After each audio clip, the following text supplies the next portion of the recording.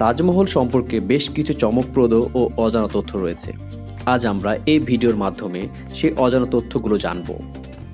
রং বদলানোর বৈশিষ্ট্য। তাজমহল দিন এবং রাতের আলো অনুযায়ী রং পরিবর্তন করে। সূর্যোদয়ের সময় এটি গোলাপি, দিনের আলোয় সাদা এবং চাঁদের আলোয় সোনালী আভা ধারণ করে। সম্পূর্ণ সমানুপাতিক গঠন। তাজমহল এমনভাবে ডিজাইন করা হয়েছে যে এটি সব দিক থেকে পুরোপুরি সমানুপাতিক। মাগ বরাবর প্রতিটি দিক এবং তার সাথে সংযুক্ত বাগান, মসজিদ ও গেটওয়ে স্থাপত্যের নিখুঁত সমন্বয় প্রদর্শন করে। নকশায় পারস্য ও ইসলামী প্রভাব।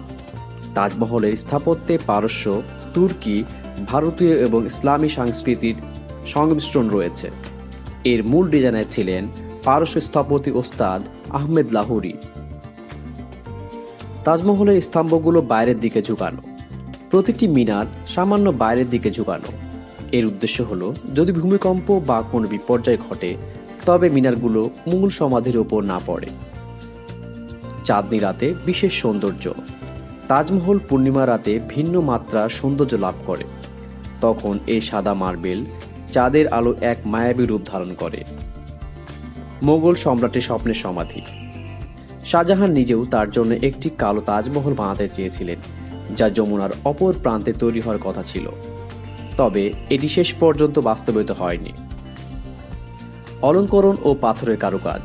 তাজমহলের দেয়ালে প্রায় 28 ধরনের মূল্যবান পাথর ব্যবহার করা হয়েছে, যা মূলত ভারতের বিভিন্ন অঞ্চল ও মধ্য এশিয়া থেকে সংগ্রহ করা হয়েছিল। তাজমহল নির্মাণের সময় ও শ্রম। তাজমহল তৈরি করতে প্রায় 20 বছর সময় লেগেছিল এবং এতে 20,000 কর্মী কাজ করেছিলেন। এই প্রকল্পে সেই সময়কার উন্নত প্রযুক্তি ও সরঞ্জাম ব্যবহার করা হয়েছিল। ইংল্যান্ডের রেপ্লিকা তৈরির চেষ্টা। 1857 সালে সিপাহী বিদ্রোহের সময় লর্ড বেন্টিক তাজমহলের মার্বেল খুলে ইংল্যান্ডে নিয়ে যাওয়ার পরিকল্পনা করেছিলেন, তবে পরিকল্পনাটি বাস্তবায়িত হয়নি। ইউনেস্কোর বিশ্ব ঐতিহ্যবাহী স্থান।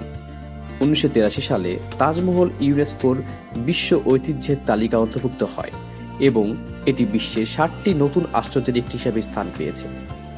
তাজমহল শুধু স্থাপত্যশৈলীর বিষয় নয়, এটি ভালোবাসার চিরন্তন প্রতীক হিসাবে বিখ্যাত।